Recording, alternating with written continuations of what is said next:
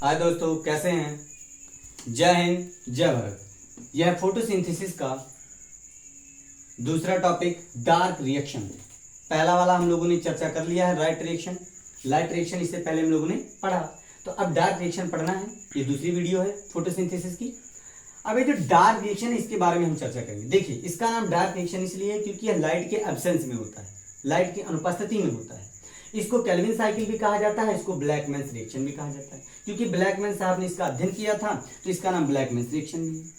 अब अगली चीज ये जो डार्क रिएक्शन है होता कहाँ है। यह डार्क रिएक्शन होता है स्ट्रोमा में, क्लोरोप्लास्ट के स्ट्रोमा में होता है। जैसे पहला जो रिएक्शन था लाइट रिएक्शन, लाइट रिएक्शन कहाँ होता था, ग्रेना में होता था।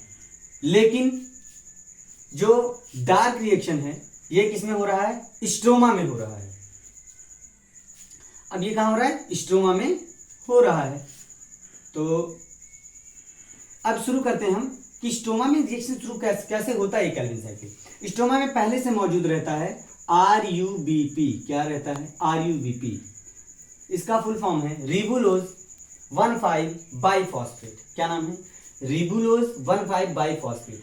RUBP कार्बन डाइऑक्साइड CO2 के साथ मिलकर बनाता है 3PGA। क्या बनाता है, 3PGA।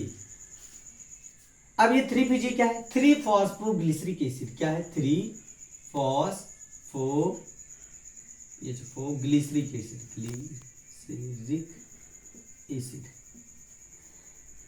अब एक चीज और ध्यान, ये 5 कार्बन कंपाउंड है। इसका देखिए यहां पर मैंने स्ट्रक्चर बना रखा है, 1 2 3 4 5। ये 5 कार्बन कंपाउंड कार्बन डाइऑक्साइड से मिलकर 6 कार्बन कंपाउंड बना लेता है। क्या बना लेता है, 6 कार्बन कंपाउंड, जो कि अस्थायी होता है। यह टूटकर बना लेता है 3PGA के 2 मॉलिक्यूल्स। कितने मॉलिक्यूल्स, 2 मॉलिक्यूल। लेकिन एक चीज और समझेंगे, यहां पर हम 6, इसको समझने के लिए हम 6 मॉलिक्यूल RUBP का लेते हैं। कितने मॉलिक्यूल लेते हैं, 6 मॉलिक्यूल। ऐसे लिख लीजिए, 6 मॉलिक्यूल लेते हैं। किसके लेते हैं, 6 मॉलिक्यूल हम लेते हैं RUBP के, और 6 मॉलिक्यूल ही किसके लेते हैं हम, कार्बन डाइऑक्साइड की। ये दोनों मिलकर बनाते हैं 3PGA। क्या बनाते हैं, 3PGA।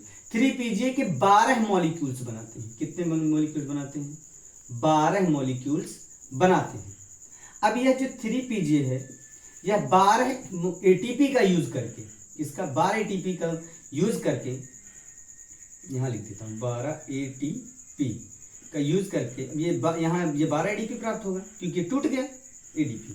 इस एनर्जी का यूज करके ये किसमें कन्वर्ट हो जाते हैं, ये कन्वर्ट हो जाते हैं आपके 1,3 डाइफॉस्फोग्लिसरिक एसिड, डाइफॉस्फोग्लिसरिक एसिड में कन्वर्ट हो जाते हैं।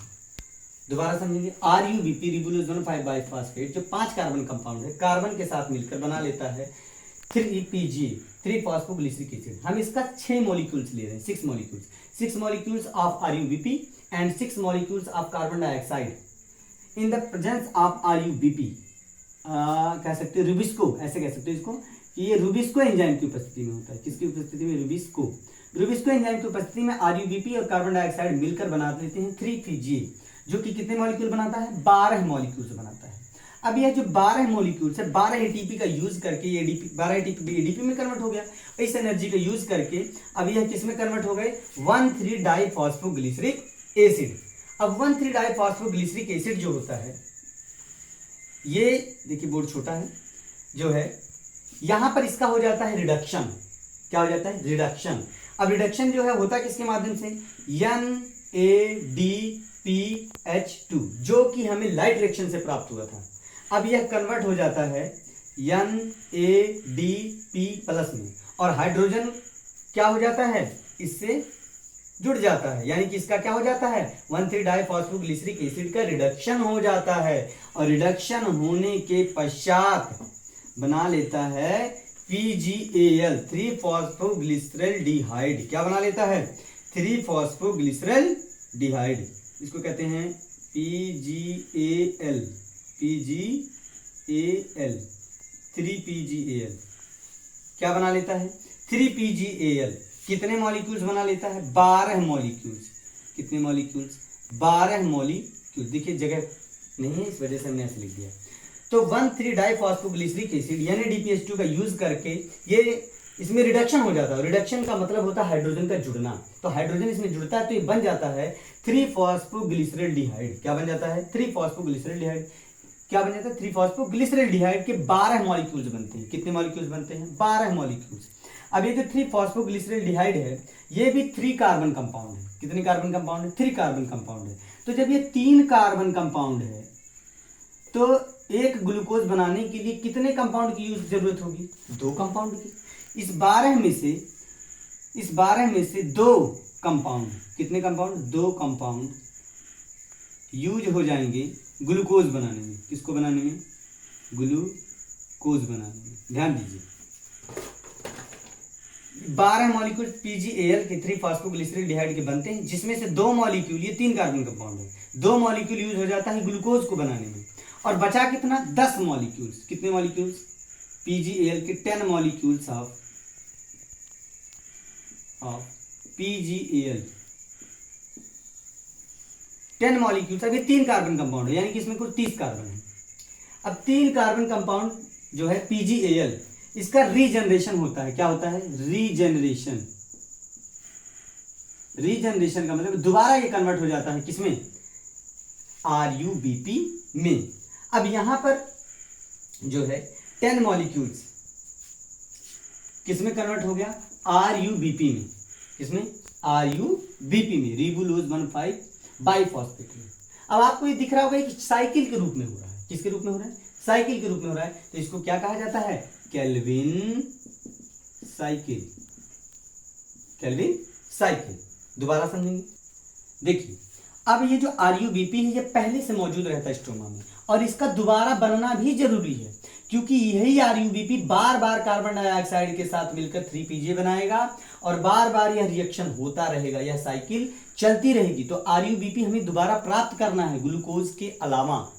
ध्यान दें, डार्क रिएक्शन लाइट के एब्सेंस में होता है, और होता कहां है? यह होता है क्लोरोप्लास्ट के स्ट्रोमा में। अब स्ट्रोमा में पहले से RuBp मौजूद रहता है। RuBp बाहर से लिए गए कार्बन डाइऑक्साइड को रूबिस्को एंजाइम की उपस्थिति में क्रिया करके बना लेता है 3PGA। अब 3PGA यहाँ पर 6 मॉलिक्यूल्स RuBp का लिया जाता है, 6 मॉलिक्यूल्स कार्बन डाइऑक्साइड का, तो कुल मिलाकर 12 मॉलिक्यूल्स 3PGA के बनते हैं। क्योंकि ये 3 कार्बन कंपाउंड है। कितने कार्बन कंपाउंड है?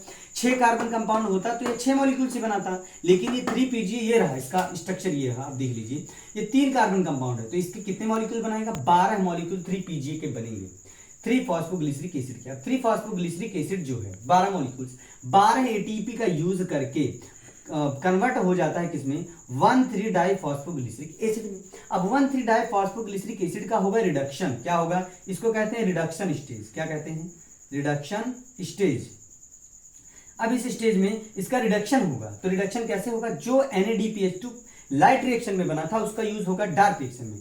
NADPH2 कन्वर्ट हो जाएगा NADP प्लस में, और H2 जो है H जो है 2H, इसमें रिडक्शन हो जाएगा इसका, यानी कि H2 इसमें जुड़ जाएगा और एक नया कंपाउंड बनेगा 3PGAl। इसका नाम है 3-फॉस्फोग्लिसरॉल्डिहाइड। क्या नाम है इसका? नाम आप लिखना चाहें तो लिख सकते हैं 3-फॉस्फोग्लिसरॉल्डिहाइड। देखिए जगह की कमी है, मैं दोबारा बोल दे रहा हूं, इसका नाम है 3-फॉस्फोग्लिसरॉल्डिहाइड। क्या नाम है? 3-फॉस्फोग्लिसरॉल्डिहाइड। ये 12 मॉलिक्यूल्स बनते हैं और 3 कार्बन कंपाउंड है।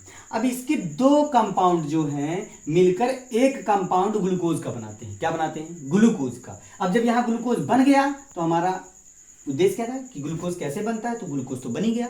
अब ये 10 जो मॉलिक्यूल हैं, कितने मॉलिक्यूल? 10 मॉलिक्यूल PgAl के, अब इसका रीजनरेशन हो जाएगा। क्या हो जाएगा? रीजनरेशन, यानी कि यही कन्वर्ट हो जाता है किसमें? RuBp में, रिबुलोज 1,5 बाइफॉस्फेट में। क्योंकि यही RuBp अब दोबारा कार्बन डाइऑक्साइड से मिलकर ये 3PGA बनाएगा, और ये साइकिल बार बार ऐसे ऐसे चलती रहती है और फोटोसिंथेसिस होता रहता है और पौधे अपना भोजन बनाते रहते हैं, और इस तरीके से यह रिएक्शन कंप्लीट होता है और यह जो स्टेज है ये भी कंप्लीट होता है। तो मैं श्योर हूं कि आप लोगों को जरूर समझ में आया होगा।